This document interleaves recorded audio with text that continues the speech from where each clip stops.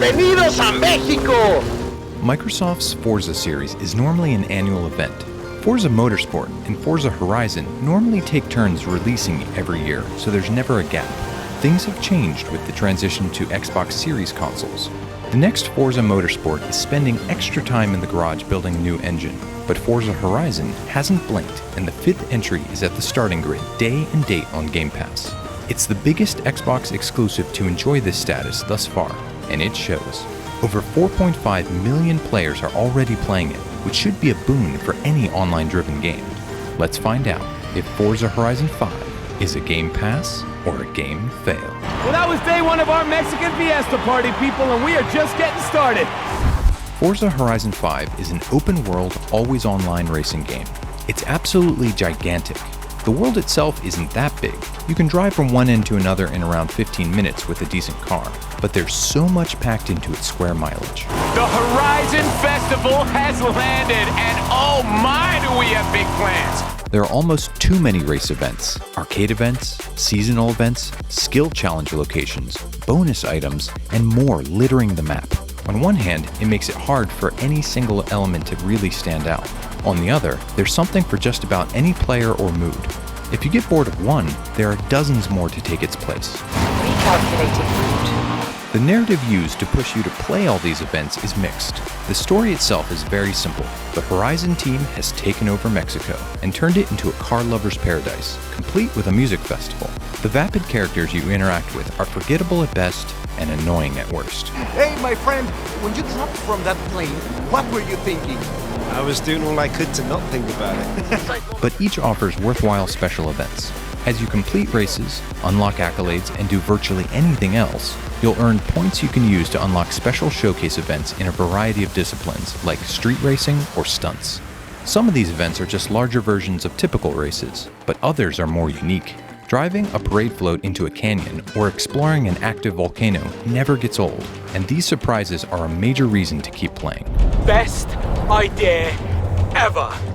Constant progression will also keep your hands glued to the steering wheel. Everything you do ties into its gaggle of progression systems. The flashiest is the wheel spin, a literal casino-style slot machine that rewards you with cars, credits, and cosmetics. Clearing events gives you more spins, while using each car will provide you with vehicle-specific skill points that tie into a mini skill tree. If your character levels up, you are rewarded with even more spins. Eventually, you're overloaded with spins, and the wheel turns into an easy way to build your livery of cars. You hardly ever have to buy any with the credits you earn, which allows you to spend them on something else. The driving mechanics were accessible when the first Forza Horizon launched, and they haven't changed much for the 5th entry. This is an arcade-style racing franchise with simple controls. While you can tweak the camber and other minutiae for each car, you mostly just need to use the gas and brake to make meaningful progress. However, this simplicity does not sacrifice a meaningful difference in how each car and class feels to drive. This is further compounded by the multitude of unlocks available for each one. If you prefer to keep your hands clean, there's even an auto upgrade option and community-made tuning setups to utilize. You have to hunt through menus to find them, but they're there. If there's one major criticism, it's in the difficulty balancing. There's a drive-atar system where AI cars based on your friends list populate the world and events. It's easy to manipulate these bot cars into being guardrails around challenging turns or bump them out of the way. The system has remained basically the same for a decade, and while it's not perfect, it's a great way to make road races a bit more interesting. Difficulty options are plentiful, and there are plenty of assists you can turn on if you want. So no matter your skill level, it's easy to tweak it so the game is manageable. It even provides incentive to play on harder settings by rewarding you with more credits. However, the tuning currently appears to be a bit off. On the default average difficulty, you'll win races by a hefty margin, but if you bump it up to above average, making a single mistake makes it tough to take the checkered flag. This despite a generous rewind system that lets you fix that mistake. It often feels like all the cars you're racing against are just faster than yours. Perhaps we just need to get better, but the game itself doesn't help much. There are barely any tutorials for anything, so we've just enjoyed the breezy drives with everything on the default settings. The obvious comp for Forza Horizon 5 on Game Pass is Forza Horizon 4. The two games are extremely similar, so you are basically choosing whether you like Mexico or the UK more. Horizon 5 is bigger, has an improved presentation, and does include some important updates like expedition races, but most will struggle to tell the difference between the two.